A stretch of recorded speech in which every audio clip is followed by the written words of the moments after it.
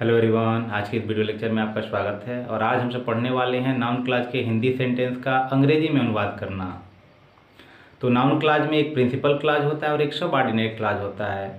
Principal clause को और subordinate clause को दोनों को जोड़ने के लिए कुछ न कुछ हम लिंकर का प्रयोग करते हैं। वे लिंकर रिलेटिव प्रोनाउन होते हैं और रिलेटिव एडवर्ब होते हैं।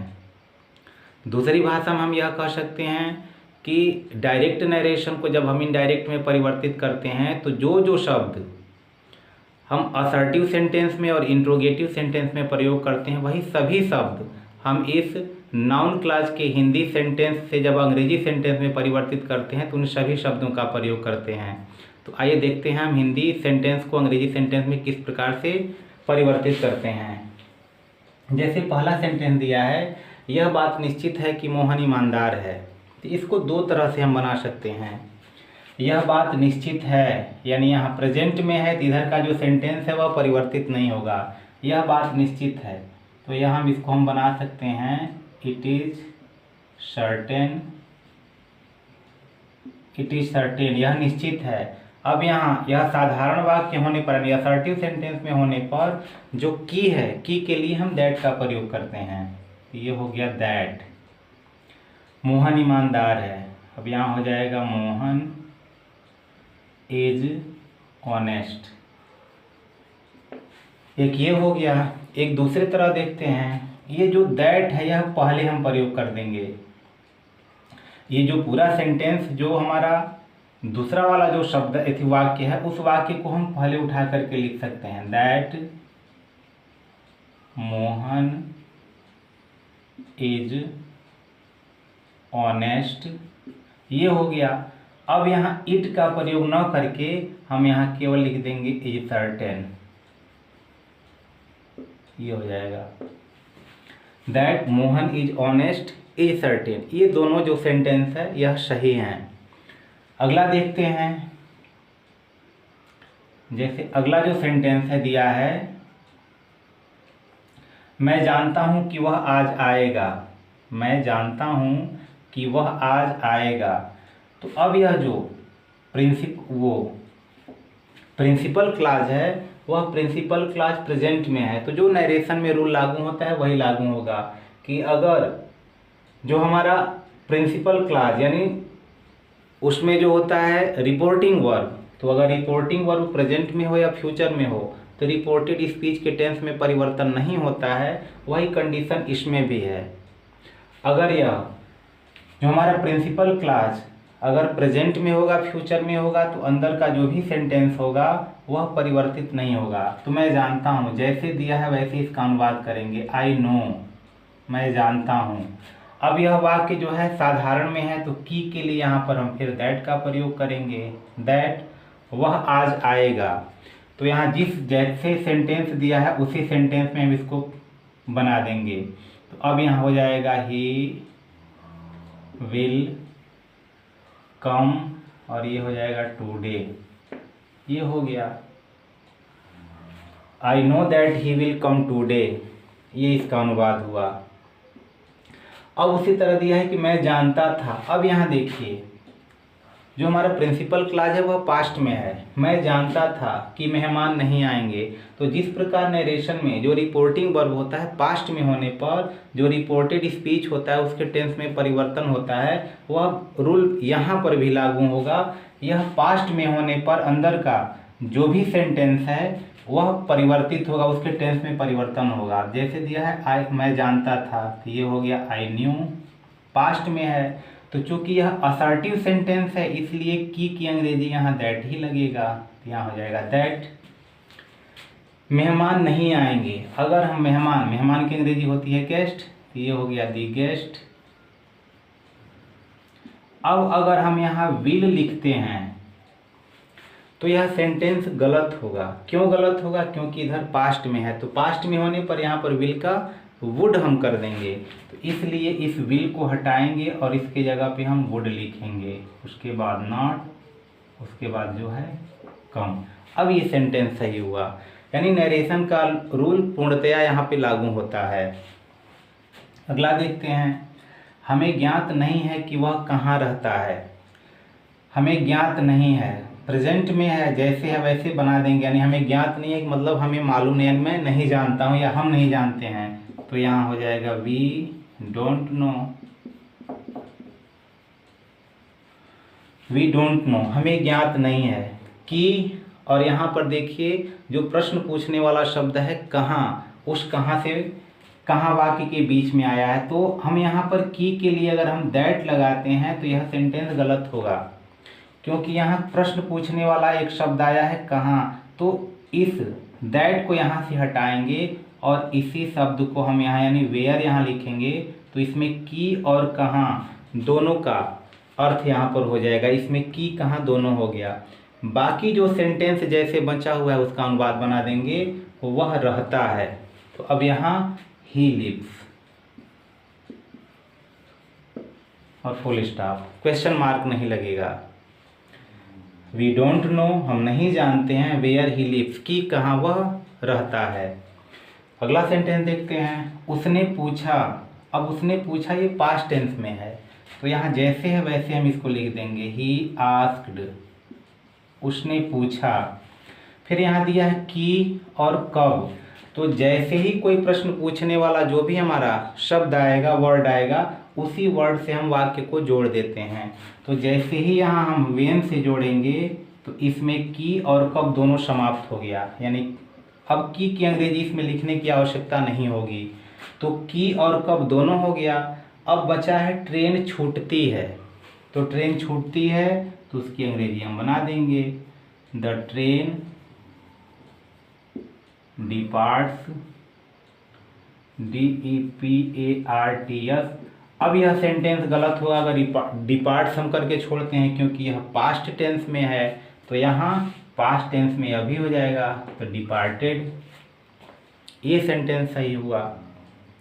यानी अगर यह प्रेजेंट में होगा, फ्यूचर में होगा, तो इधर जैसे सेंटेंस दिया रहेगा उसका टेंस उसी प्रकार हम लिख देंगे, लेकिन जैसे ही यहाँ पे पास्ट होगा तो इधर ये कभी भी प्रेजेंट और फ्यूचर में नहीं होगा, वह जरूर पास्ट में ही जाएगा, वह सामान्य यानी प्रेजेंट में कभी नहीं रहेगा और फ्यूचर में कभी नहीं रहेगा। फिर अगला दिया है मुझे विदित नहीं है। मुझे विदित नहीं मतलब मुझे ज्ञात नहीं है, मैं नहीं जानता हूँ, तो ये पहले लिखेंगे I don't know, I don't know, ये हुआ। फिर यहाँ दिया है कि क्या वह उत्तीर्ण हो गया या नहीं, तो अब यहाँ क्या जो दिया है दे भी सकता है, नहीं भी दे सकता है, यानी मुझे विदित नहीं है कि वह उत्तीर्ण हो गया या नहीं, पता नहीं है। तो इसलिए अब ऐसे सेंटेंस को जब दोनों ऑप्शन दिया है, हो गया है या नहीं, कंफर्म नहीं है, हो भी सकता है नहीं भी हो सकता है, तो वहाँ जब इसका आंसर हम हाँ या ना में दे सकते हैं तो उसको हम इफ या वेदर से जोड़ते हैं। लेकिन जब ऑप्शन दिया है हो गया है या नहीं, तो जब ऑप्शन देता है तो वहाँ बेहतर होता है कि हम वेदर से जोड़ें, तो वेदर से जोड़ेंगे। अब यहाँ की और क्या दोनों समाप्त हो गया, अब जो बचा हुआ है उसका हम अनुवाद बना देंगे। तो चूंकि यह प्रेजेंट है तो इसके टेंस में कोई परिवर्तन नहीं होगा, तो ये हो गया ही हैज पास्ड और not. I don't know whether he has passed और नॉट। इस प्रकार इस सेंटेंस का यह अनुवाद हुआ। कुछ सेंटेंस का अनुवाद और आगे देखते हैं। तो अब आगे है कि जो कुछ तुम्हारे माता पिता कहते हैं उसका पालन करो। अब यहाँ ध्यान देना है, जो कुछ तुम्हारे माता पिता कहते हैं उसका पालन करो। अब इसमें एक इम्परेटिव सेंटेंस दिया है, पालन करो, आज्ञा मानो। तो अगर सेंटेंस में कहीं भी अगर इम्परेटिव सेंटेंस आता है तो उस इम्परेटिव सेंटेंस का जो भी हम अनुवाद होता है हम पहले बनाते हैं, तो है पालन करो, तो यहाँ हो जाएगा ओबे, यानी आज्ञा मानो, पालन करो। अब किस चीज़ का पालन करो, तो कह रहा है कि जो कुछ तुम्हारे माता पिता कहते हैं, तो जो कुछ का मतलब है कि तुम्हारे माता पिता क्या कहते हैं, यानी जो कुछ का मतलब है क्या, यानी तुम्हारे माता पिता क्या कहते हैं उसका पालन करो। तो इसलिए इस जो कुछ के लिए हम वाट का प्रयोग करेंगे, यानी उसका पालन करो, तो पालन करना की अंग्रेजी हमने लगा दिया ओबे, पालन करो। अब क्या पालन करो? जो कुछ तुम्हारे माता पिता कहते हैं, तो जो कुछ के लिए हम वाट का प्रयोग करेंगे, यानी तुम्हारे माता पिता क्या कहते हैं, तो क्या के लिए हम यहाँ वाट। अब यहाँ हो गया तुम्हारी माता पिता कहते हैं, इसका अनुवाद बनाएंगे तो योर पेरेंट्स। अब यहाँ हो जाएगा से, यानी ओबे वाट योर पेरेंट्स से। तो इस प्रकार इसका अनुवाद हुआ। फिर दिया है जो कुछ मैं कहता हूँ उस पर विश्वास करो। पुनः यहाँ पर आया है विश्वास करो, इम्परेटिव सेंटेंस है। तो जब भी इम्परेटिव आएगा उस इम्परेटिव सेंटेंस का जो भी हम अनुवाद होगा हम पहले लिखेंगे। तो विश्वास करो, अब क्या विश्वास करो, तो यहाँ लिख देंगे बिलीव। तो बिलीव के साथ प्रीपोजिशन एक लगता है इन, बिलीव इन। अब क्या विश्वास करो, तो जो कुछ मैं कहता हूँ, यानी क्या कहता हूँ, तो इसलिए यहाँ पर अब क्या की अंग्रेजी, यानी जो कुछ के लिए हम वाट लगाएंगे। वाट मैं कहता हूँ, तो मैं कहता हूँ का जो अनुवाद होता है वो लिख देंगे आई से। जो कुछ मैं कहता हूँ उस पर विश्वास करो, तो विश्वास करो बिलीव इन। यहाँ पर की अंग्रेजी ऑन नहीं लगाएंगे, बिलीव के साथ इन लगता है, तो इसलिए बिलीव इन। अब क्या विश्वास करो, तो कह रहा है कि जो कुछ, तो जो कुछ के लिए पता ही नहीं है, तो इसलिए वाट, हमेशा जो कुछ के लिए वाट, यानी क्या के लिए लगेगा वो। तो वाट मैं कहता हूँ आई से। अब दिया है जो कुछ उसने कहा सत्य है। अब यहाँ इम्परेटिव नहीं है, इस सेंटेंस में इम्परेटिव नहीं है, तो यह साधारण वाक्य है। कह रहा है कि जो कुछ उसने कहा सत्य है, तो जो कुछ का यहाँ पर अंग्रेजी तुरंत हम लिख देंगे वाट। यहाँ हो गया जो कुछ उसने कहा, ही सेड, सत्य है, इज ट्रू। यानी जो कुछ वाट, क्योंकि अगर इसमें इम्परेटिव होता है, जैसे इसमें इम्परेटिव है, तो इम्परेटिव सेंटेंस होने पर हम उसको पहले लिखेंगे, फिर बाकी जो भी सेंटेंस होगा लिखेंगे। लेकिन इसमें सीधे सीधे जो कुछ उसने कहा सत्य है, तो जो कुछ के लिए हम पहले लिखेंगे वाट। ही सेड उसने कहा, इज ट्रू सत्य है। ये इसका अनुवाद हुआ। अगला दिया है कि मैं नहीं जानता हूँ कि वह कौन है। तो मैं नहीं जानता हूँ, जैसे दिया वैसे बनाएंगे। मैं जानता हूँ नहीं हूँ, तो आई डोंट नो। अब यहाँ की और कौन, तो यहाँ पर प्रश्न पूछने वाला जो शब्द आया हुआ है, तो इसकी अंग्रेजी हम लिखेंगे तो की कौन दोनों हो जाएगा, तो इसलिए यहाँ पे हु। अब यहाँ हो गया वह है, यानी की कौन दोनों समाप्त हो गया, बचा है वह है, तो वह है की अंग्रेजी हम लगा देंगे ही इज, और क्वेश्चन मार्क न लग करके फुल स्टॉप लगेगा। फिर आगे दिया है कि मुझे बताओ कि तुम काम क्यों पूरा नहीं किए हो। मुझे बताओ, इम्पेरेटिव सेंटेंस आया है, तो इम्पेरेटिव सेंटेंस जब भी आएगा तो उसकी हम अंग्रेजी पहले लिखेंगे। तो मुझे बताओ, तो इसकी अंग्रेजी हो जाएगी टेल मी। फिर यहाँ दिया है कि और क्यों, तो बीच में क्वेश्चन पूछने वाला जो भी वर्ड आया है उसकी अंग्रेजी लगाते की और क्यों दोनों हो जाएगा, तो यहाँ लिख देंगे वाई।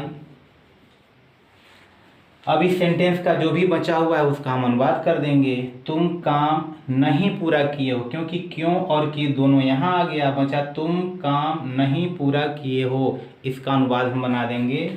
अब यहाँ हो जाएगा यू, प्रेजेंट परफेक्ट में है इसलिए have not completed work, full stop, यानी you have not completed work. अगला दिया है यह खबर की वह दंडित किया गया असत्य है। यह खबर की वह दंडित किया गया असत्य है। अब इसको बनाएंगे यह खबर, तो यह खबर के लिए दिस नहीं लगाएंगे, केवल लिखेंगे the news. The news, this नहीं लगाएंगे, द न्यूज कि वह दंडित किया गया, तुरंत इस की अंग्रेजी हम लगा देंगे, क्योंकि साधारण वाक्य है तुरंत दैट आ जाएगा। द न्यूज दैट कि वह दंडित किया गया, यह पैसिव वॉइस है क्योंकि दंडित किसी अन्य व्यक्ति ने किया होगा, यानी खुद वो अपने आप को दंडित नहीं किया है, उसे किया गया है, तो पैसिव वॉइस है और पास्ट इंडिफिनिट है, तो पास्ट इंडिफिनिट का जो पैसिव का रूल है उसको लगाएंगे कि ही वाज पनिश्ड, ये हुआ। ही सिंगुलर नंबर, पास्ट टेंस में पैसिव वॉइस में हम वाज का प्रयोग करेंगे, क्रिया थर्ड फॉर्म। तो अब यहाँ हुआ द न्यूज दैट, यह खबर की, ही वाज पनिश्ड, उसे दंडित किया गया, असत्य है, तो यहाँ हो जाएगा इज नॉट ट्रू, या इज फॉल्स भी कह सकते हैं, वहाँ इज फॉल्स भी लिख सकते हैं। The news that he was punished, यह खबर की उसे दंडित किया गया, इज फॉल्स गलत है, या इज नॉट ट्रू, दोनों हो जाएगा। एक और लास्ट देखते हैं, जो कुछ आपके अध्यापक बताते हैं उसे ध्यानपूर्वक सुनो।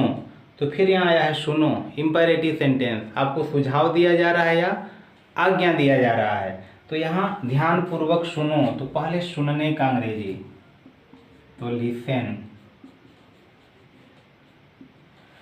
अब यहाँ ध्यानपूर्वक या तो केयरफुली या तो अटेंटिवली, यहाँ हो जाएगा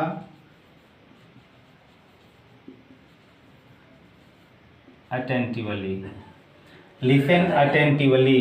अब उसके बाद फिर कहा है कि जो कुछ का मतलब इसके पहले लगा है जो कुछ, यानी वाट, तो वही यहाँ लग जाएगा जो कुछ की अंग्रेजी वाट, वाट